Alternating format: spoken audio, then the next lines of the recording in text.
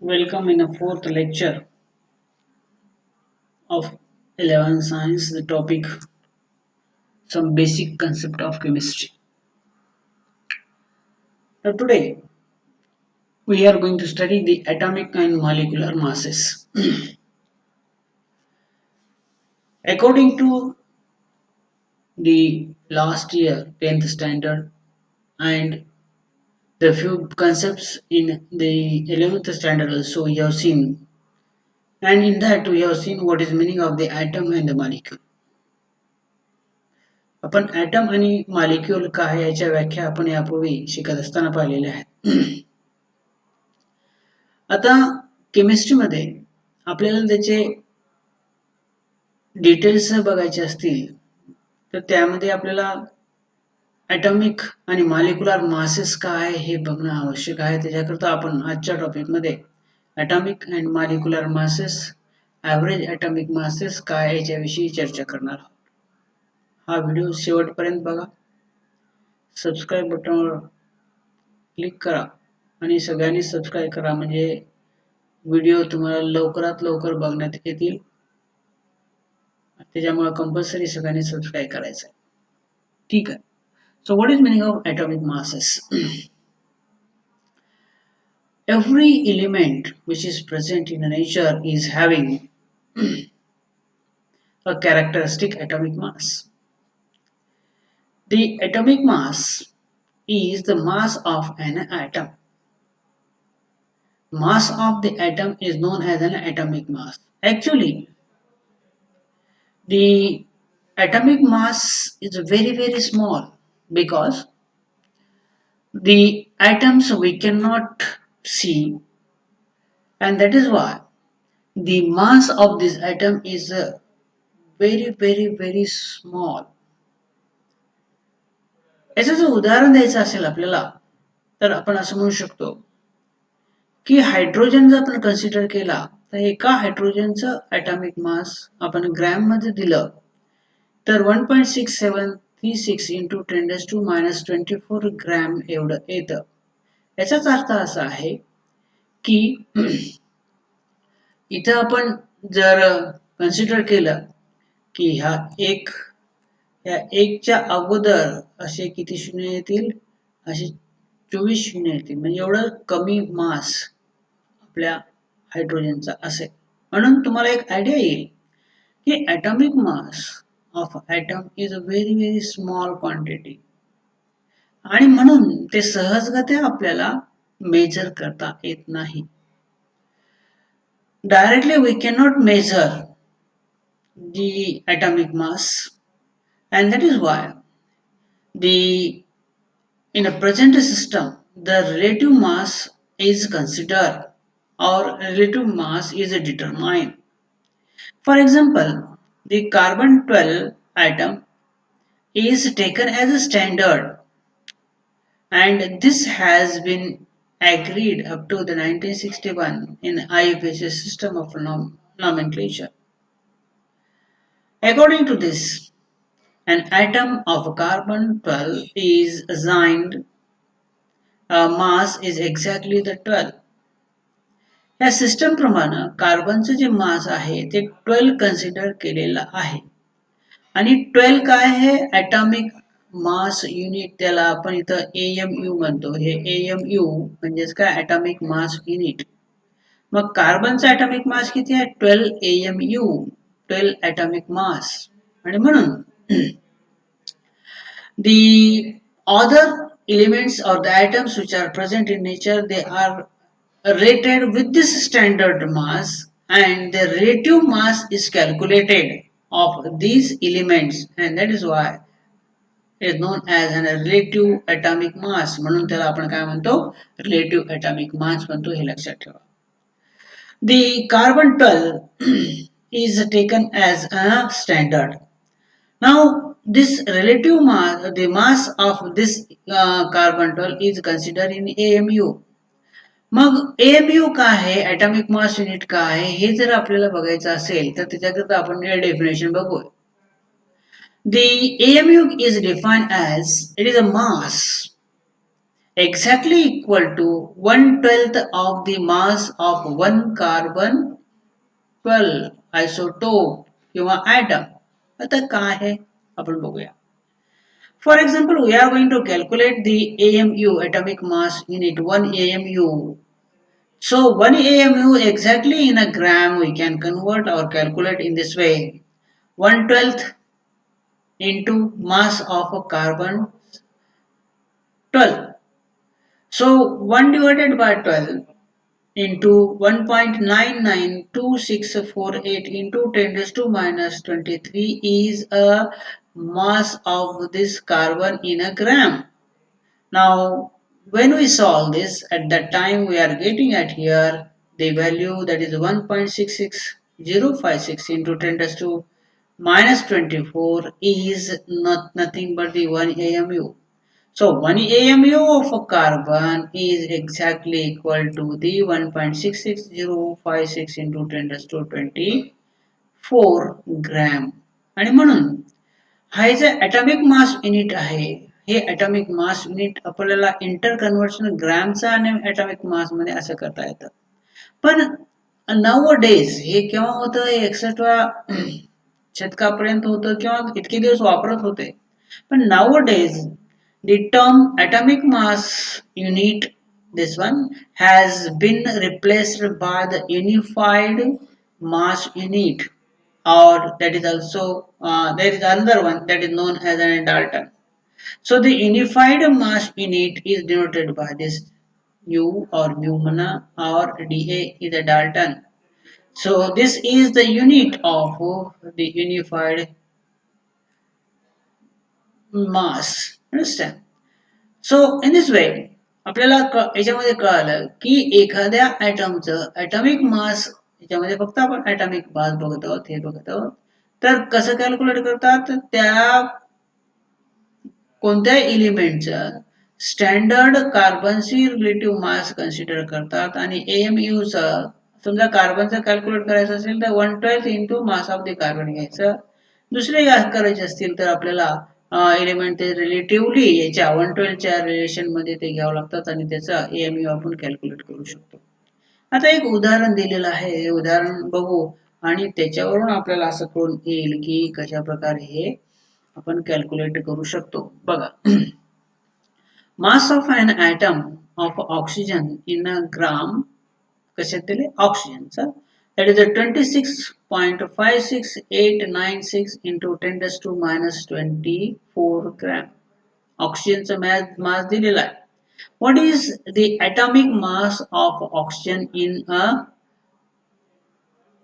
unified mass unit? Unified mass unit मध्ये किती होतं ते आपल्याला बघायचं आहे. आता कसं करतात ते याचं सोल्युशन म्हणजे याचं आपण काय करू उत्तर शोधण्याचा प्रयत्न करू. Mass of an atom of oxygen in a gram दिलेला आहे आपल्याला आहे का.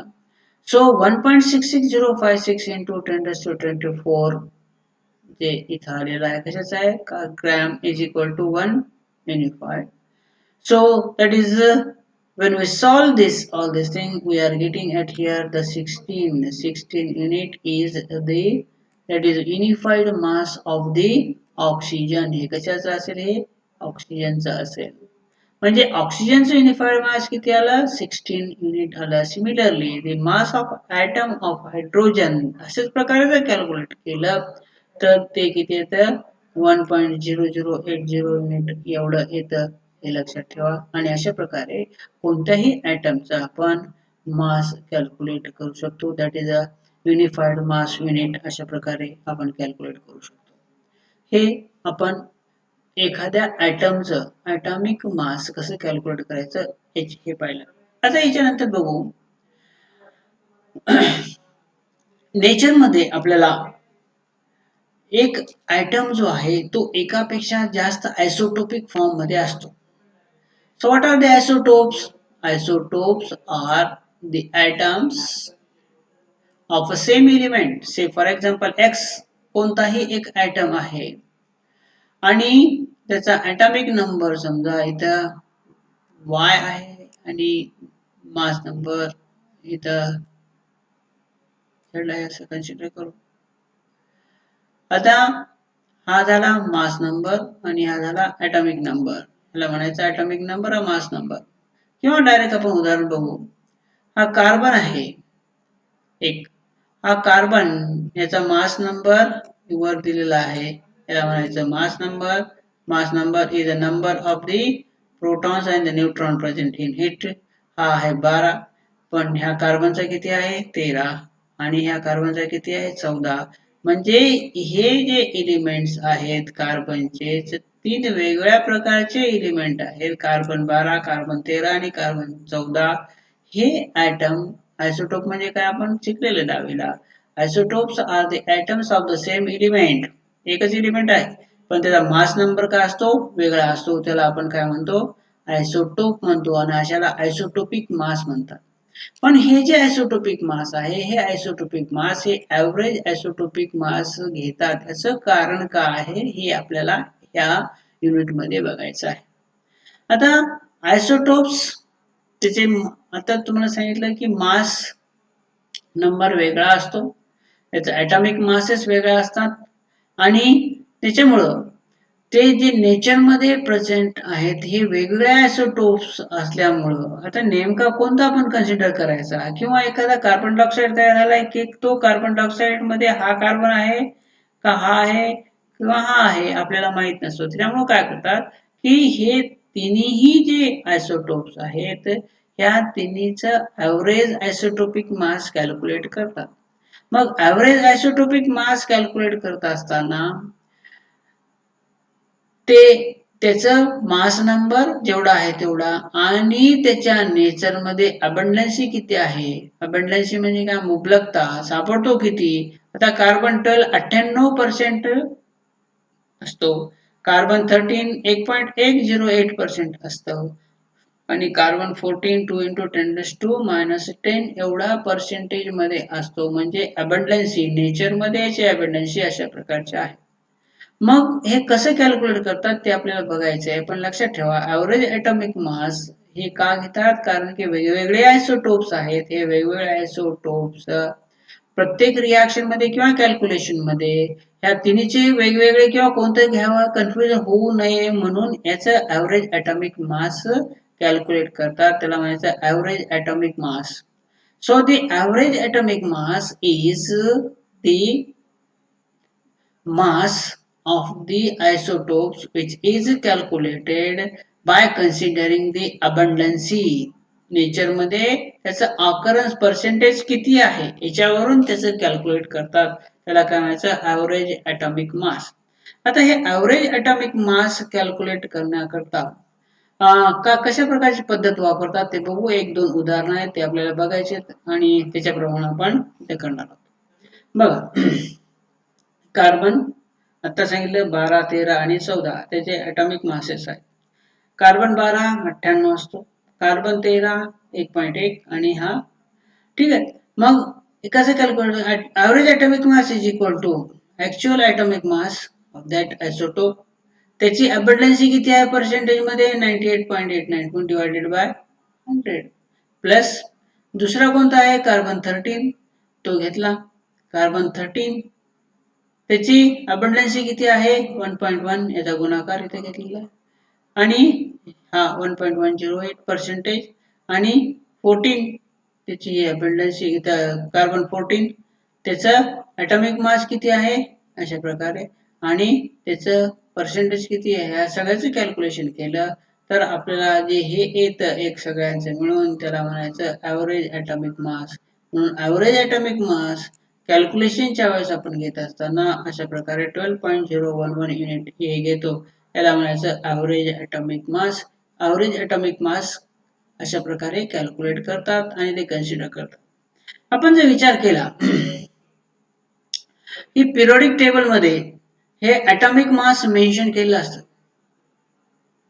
आणि हे जे पिरियोडिक टेबलमध्ये मास मेन्शन केलेलं असतं हे ॲव्हरेज ॲटॉमिक मास असतं. जर आयसोटोप्स असतील कार्बन असतील नायट्रोजन असतील ऑक्सिजनचे वेगवेगळे आयसोटोप्स आहेत त्याचे ॲव्हरेज ॲटॉमिक मास इथं दिलेलं असतं पिरियोडिक टेबलमध्ये लक्षात ठेवा. आणि प्रॅक्टिकल पर्पज करता सुद्धा हे ॲटॉमिक मास आहे ते राऊंड ऑफ करून ते आपल्याला दिलेलं असतं कॅल्क्युलेशन करता. आणि त्याच्यामुळे ह्या टेबलवरून तुम्हाला लक्षात येईल की ॲव्हरेज ॲटॉमिक मास आणि राऊंडेड ॲटॉमिक मास हे काय आहे ते आपण बघूया. एलिमेंट कार्बन, त्याचे आयसोटोप्स कोणते आहे? कार्बन 12, 13, 14 आपण ह्या उदाहरणामध्ये इथं पाहिलेलं आहे का नाही? तर हे जे आयसोटोप्स आहेत त्याचं ॲव्हरेज ॲटॉमिक मास आत्ताच आपण कॅल्क्युलेट केलं 12.011 युनिट एवढं येतं. पण आपण देत असताना कॅल्क्युलेशन करता कधी हे आपण काय कन्सिडर करतो 12.0, म्हणजे याचं काय केलेलं आहे राऊंड ऑफ केलं, राऊंडेड फॉर्म. आता नायट्रोजन आपण नायट्रोजनचे 14 आणि 15 दोन आयसोटोप्स आहेत. मग याचा ॲव्हरेज ॲटॉमिक मास किती येतं 14.007. पण आपण जर कॅल्क्युलेशनला काय कन्सिडर करतो 14.0 कन्सिडर करतो. त्याचप्रमाणे जर आपण क्लोरीन घेऊ, हा क्लोरीन त्याचे 35 आणि 37 दोन आयसोटोप्स आहेत. याचा ॲव्हरेज ॲटॉमिक मास किती येतं 35.453 येतं.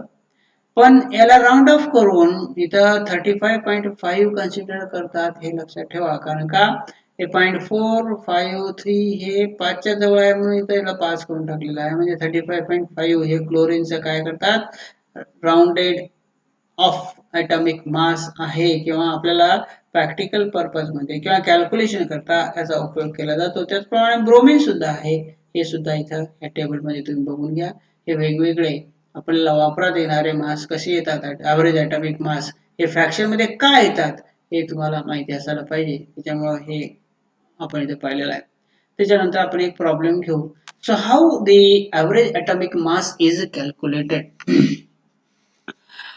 ऍक्च्युली ॲव्हरेज ॲटॉमिक मास कशा प्रकारे कॅल्क्युलेट करतात हे तुम्हाला आलं पाहिजे, किंवा एखादा प्रॉब्लेम दिला तर त्याच्यावर काही डाटा दिल्यानंतर त्याचा ॲव्हरेज ॲटॉमिक मास कॅल्क्युलेट करता आलं पाहिजे. त्याच्याकरता हा प्रॉब्लेम आपण बघूया. इथे लिहिलं आहे problem number 1.2 calculate the average atomic mass of neon. Neon काय आहे? गॅस, झिरो ग्रुप एलिमेंटचा आपण म्हणतो किंवा इनर्ट एलिमेंट म्हणतो. मराठीमध्ये त्याला निष्क्रिय वायू म्हणतात. Okay. Neon using the following data. काय डाटा दिलाय इथं आयसोटोप दिलेत निऑनचे. निऑन 20, निऑन 21, निऑन 22 हे 3 आयसोटोप्स आहेत. कशाचे? निऑनचे. त्याचे ॲटॉमिक मास दिलेले आहे. निऑनचे किती येतं 19.99924. निऑन 21 चे किती 20.99940 आणि निऑन 32 चा 21.9914 ॲटॉमिक मास युनिट. पण त्याचं जर नॅचरल अबंडन्सी पाहिलं, निसर्गामध्ये जर मुबलकता पाहिली तर वेगवेगळे आहे. हा जो आहे पहिला याची अबंडन्सी जास्तीत जास्त आहे, इथं मॅक्सिमम अबंडन्सी इथे. पण दुसरा आपण निऑन 21 पाहिला तर ओनली 0.26% असतो, आणि निऑन 22 पाहिला तर 8.82 एवढी त्याची अबंडन्सी असते. आता ही अबंडन्सी वेगळी आहे आणि त्याचा ॲटॉमिक मासेस सुद्धा इथं वेगवेगळे आहेत. मग आता कोणतं कन्सिडर करायचं? निऑनचं ॲटॉमिक मास कोणतं कन्सिडर करायचं? त्याच्याकरता average atomic mass of neon is calculated and same is used for the calculations. कसं कॅल्क्युलेट करतात आता तुम्हाला सांगितलं. Atomic mass of neon 20, neon 20चा ॲटॉमिक मास घ्यायचं plus atomic mass of neon 21 त्याचं पर्सेंटेज किती आहे ते, ॲटॉमिक मास ऑफ निऑन 22 त्याचं पर्सेंटेज ने गुणाकार करायचं. आता ह्या तिन्हीचं मास इथे ठेवले बघा. हा निऑन 20 याचा ॲटॉमिक मास ठेवलं 19.9924 इथे दिसते तुम्हाला. याचे पर्सेंटेज किती आहे 90.24 प्लस 20.9940 युनिट हे कशाचं आहे 21चा आहे का नाही. मग 21चं पर्सेंटेज किती आहे 20.26 आहे. त्याच्यानंतर निऑन 22चा पर्सेंटेज ॲटॉमिक मास आणि ते दिलेलं आहे भागिले 100 केलं तर ह्या सगळ्यांचं उत्तर किती येतं की 20.1707 एवढं जे आहे ते ॲव्हरेज ॲटॉमिक मास हे येतं. हे सगळे कॅल्क्युलेशन करून बघा आणि ते एक्झॅक्टली एवढं येतात. आणि अशा प्रकारे कोणताही आयसोटोप असेल तर त्याचं आपल्याला ॲव्हरेज ॲटॉमिक मास कॅल्क्युलेट करता येतं, हे आपण इथं पाहिलेलं आहे. अशा प्रकारे वेगवेगळे प्रॉब्लेम एक्सरसाइज मध्ये दिलेले आहेत, तुम्हाला नंतर मी सांगणार आहे एक्झरसाइजचे प्रॉब्लेम करण्याकरता, ते सुद्धा तुम्ही करायचे आहेत. आणि आपल्याला ॲव्हरेज ॲटॉमिक मास कॅल्क्युलेट करता आलं पाहिजे किंवा कसं येते हे माहीत असायला पाहिजे. आणि हे बहुधा तुम्हाला ह्या उदाहरणावरून आणि याच्या पूर्वीच्या याच्यावरून तुम्हाला समजलेलं असेल. आता आपण बघूया नेक्स्ट युनिट मधला नेक्स्ट बीट जे आहे मॉलिक्युलर मास. कारण का आपण आज काय घेतलेलं आहे तर ॲटॉमिक अँड मॉलिक्युलर मासेस घेतलेला आहे. ॲटॉमिक मास संपलं, आता आपल्याला काय करायचं आहे molecular mass. The molecular masses of and substances is the sum of the average atomic masses of all the atoms of the element which constitute the molecule. Molecule constituent किंवा molecule कसा होतो? Molecule is a combination of two or more than two atoms of the element. Say for example the carbon dioxide. Carbon dioxide हा कार्बननी आणि ऑक्सिजननी मिळतो आणि अशा प्रकारे हा कार्बन डायऑक्साइड काय झाला मॉलिक्यूल झाला. त्याच प्रकारे जर वॉटर आपण कन्सिडर केलं H2O आहे का, हा H2O दोन हायड्रोजन आणि एक ऑक्सिजन याच्यापासून बनलेला असतो. म्हणून मॉलिक्युलर मास म्हणजे त्याच्यामध्ये असलेल्या कॉन्स्टिट्यूएंट एलिमेंटचं मास आणि किती आहेत ह्या सगळ्यांचा गुणाकार आपण केला, एकत्रित केला तर आपल्याला काय म्हणतं मॉलिक्युलर मास मिळतं. उदाहरण घ्या, त्यांनी उदाहरण दिलेले आहेत बरेच, आपण डायरेक्ट उदाहरण घेऊ. पहिलं उदाहरण आहे कार्बन डायऑक्साइड. आपण इथं सांगितल्याप्रमाणे this carbon dioxide, how we can calculate the molecular mass of carbon dioxide. So molecular mass of carbon dioxide is equal to 1. Average atomic mass of carbon 1 का, कार्बन 1 आहे म्हणून 1 plus 2 average atomic mass of oxygen 2 का दिले तर oxygen संख्या किती आहे तर 2 आहे आणि ॲव्हरेज ॲटॉमिक मास ठेवलं 1 इंटू ॲव्हरेज ॲटॉमिक मास कार्बनचे किती आहे 12, ॲव्हरेज ॲटॉमिक मास ऑक्सिजनचे किती आहे 16 आणि ह्या सगळ्यांची बेरीज काय ते 44. म्हणून मॉलिक्युलर मास कशाचं कार्बन डायऑक्साइडचं हे अशा प्रकारे इथे कॅल्क्युलेट करता येतं आणि हे किती येतं 44 हे लक्षात ठेवा. अशा प्रकारे हे ॲव्हरेज मास आपण कॅल्क्युलेट करू शकतो. कशाचं मॉलिक्युलचं ॲव्हरेज मास आपण कॅल्क्युलेट करू शकतो हे लक्षात ठेवा. त्याच प्रकारे जर आपल्याला अजून उदाहरण देऊन जर करता आलं किंवा त्याची आपण प्रॅक्टिस करूया. आता तुम्हाला सांगितलं वॉटरमध्ये 2 हायड्रोजन आहेत, 2 इंटू याचा ॲव्हरेज ॲटॉमिक मास 1 आहे, 2 गुणिले 1 अधिक ऑक्सिजनचे किती आहे 16 आहे, म्हणून किती झाले 2 हायड्रोजन आणि 1 ऑक्सिजन, हे किती झालं 16 काय झालं त्याचा ॲव्हरेज ॲटॉमिक मास. आता C6H5Cl म्हणजे हा क्लोरो बेन्झीन आहे, कार्बन किती आहेत 6, हायड्रोजन ॲटॉमिक मास किती आहे त्याचं 12 आहे का, 6 आणि 12 याचा गुणाकार अधिक हायड्रोजन किती आहेत 5, त्याचा ॲटॉमिक मास किती असतं 1, ओके, प्लस क्लोरीन किती आहे 1 म्हणून 1 ने गुणाकार केला नाही आपण डायरेक्ट 35.5, ह्या सगळ्यांची बेरीज जे केली तर आपल्याला किती येतं 112.5 एवढं येतं. So this is an average atomic mass of a particular unit. आता तुम्हाला काही याचे उदाहरण इथं दिलेले आहे सॉल्व्ह करून आणि मागे प्रॅक्टिस करता पण दिलेले आहे, ते आपण आता बघूयात. आता एक उदाहरण दिले, find the mass of 1 molecule of oxygen in atomic mass unit. आता ॲटॉमिक मास युनिट मध्ये करायचं आहे. मॉलिक्युलर मास किती येईल त्याचा 2 गुणिले 16 म्हणजे किती येईल 32 झालं आहे का नाही. मग मास ऑफ 1 मॉलिक्यूल, एका मॉलिक्यूल मध्ये 2 ऑक्सिजन असतात म्हणजे 32 गुणिले 1.66065 हे ग्रॅम मध्ये ते कशा ऑक्सिजन, एका ऑक्सिजनचं वजन आहे, तर किती झालं इथं ऑक्सिजनचं मास एका मॉलिक्यूलचं किती झालं 53.1379 इंटू 10⁻⁻24 इन अ ग्रॅम, हे ग्रॅम मध्ये झालं लक्षात ठेवा. ओके, अशा प्रकारे ग्रॅम मध्ये जर तुम्हाला एका मॉलिक्यूल दिला असेल तर मॉलिक्यूलचं मास आपल्याला कॅल्क्युलेट करता येतं ग्रॅम मध्ये किंवा ग्रॅमचं कन्व्हर्शन इथं युनिट मध्ये अशा प्रकारे करता येतं. अशा प्रकारे आजच्या पिरियडला आपण हे 2 महत्वाचे युनिट ॲव्हरेज ॲटॉमिक मास आणि मॉलिक्युलर मास हे आपण पाहिलेलं आहे. पुढचा पार्ट आता याच्या नंतरच्या पिरियडला बघूयात. त्याच्यानंतर म्हणजे एका पिरियडमध्ये पुढचा होऊन जातो. त्याच्यानंतर याच्यामध्ये तुम्हाला होमवर्क करता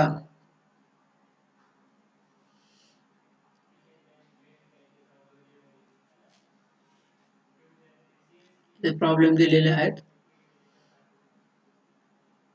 calculate the number of item in each of the following. हे करा.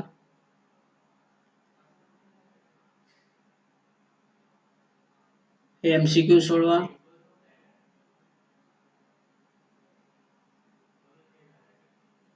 हा प्रॉब्लेम सी नंबरचा सोडवा. ओके. सो हे पण तुम्हाला सोडवायचं आहे. सोडून घ्या. आणि MCQ जेवढे आपल्या युनिट झालेले आहेत तेवढे प्रॅक्टिस करा आणि होमवर्क तयार करून ठेवा. अशा प्रकारे हा व्हिडिओ पूर्ण बघा आणि प्रत्येक पूर्ण ओळ त्याची टेक्स्ट बुकचं बघून त्याच्यामध्ये कशा प्रकारे इन्फॉर्मेशन दिलेलं आहे ते पाहून समजून घेण्याचा प्रयत्न करा. थँक्यू.